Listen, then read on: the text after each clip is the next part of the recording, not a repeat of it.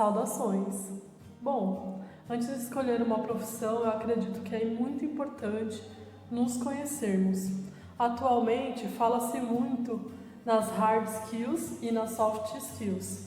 Essas expressões são conceitos que nos ajudam a avaliar o profissional em processos seletivos, sendo as hard skills habilidades que podem serem aprendidas ao longo do tempo, e entre elas nós temos o conhecimento de uma língua como o inglês, espanhol, o conhecimento de operações de máquinas e ferramentas, conhecimentos em informática.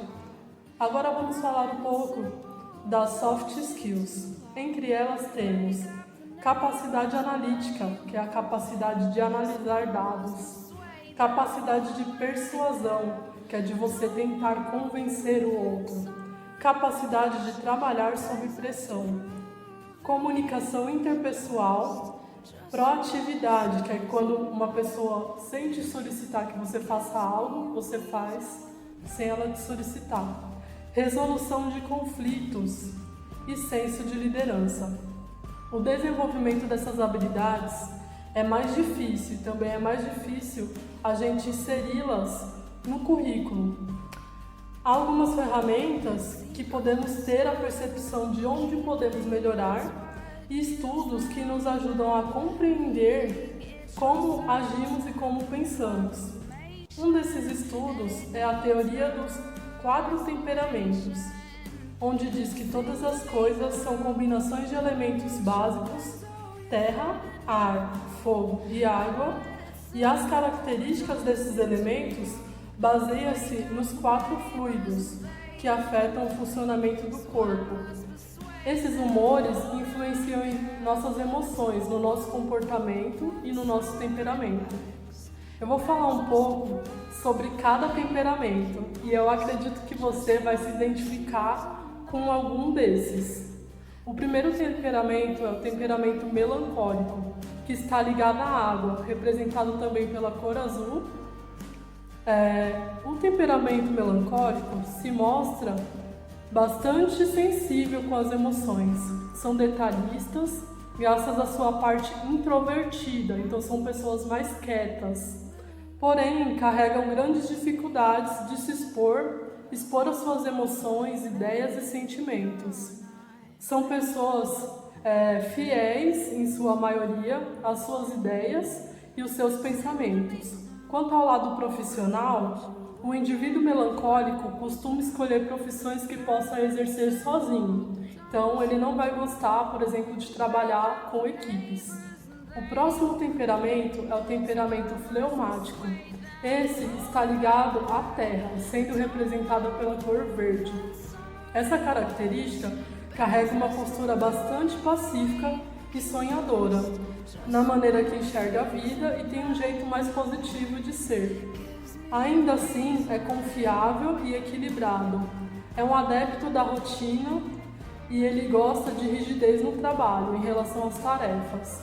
Adora o silêncio e dá espaço para as pessoas pensar. É paciente e é difícil de perder o controle.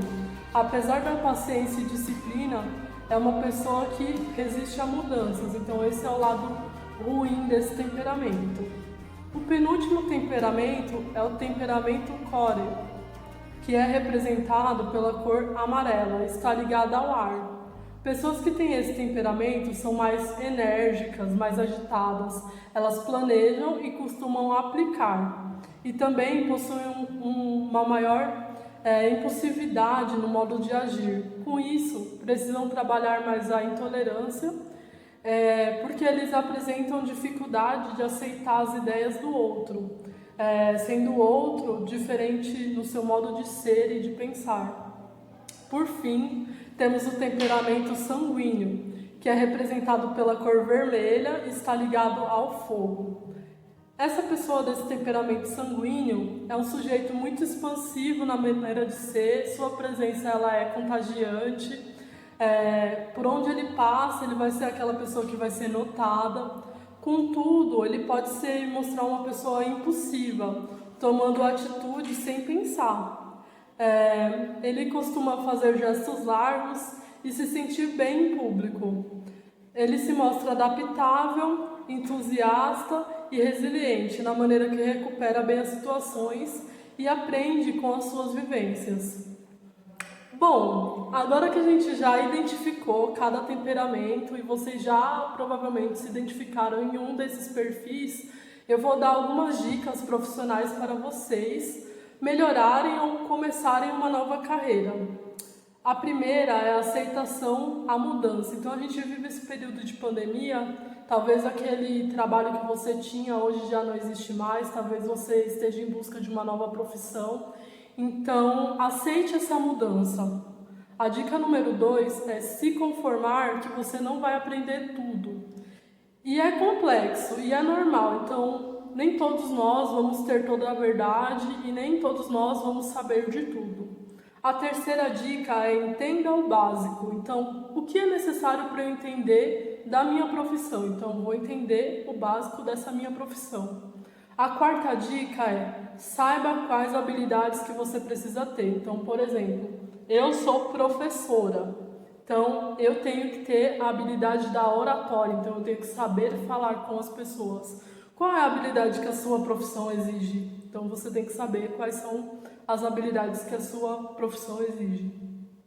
E a última dica, que é a quinta dica, comece. Então, se você tem um projeto e pensa em tirar ele do papel, não tenha medo, simplesmente vá e comece.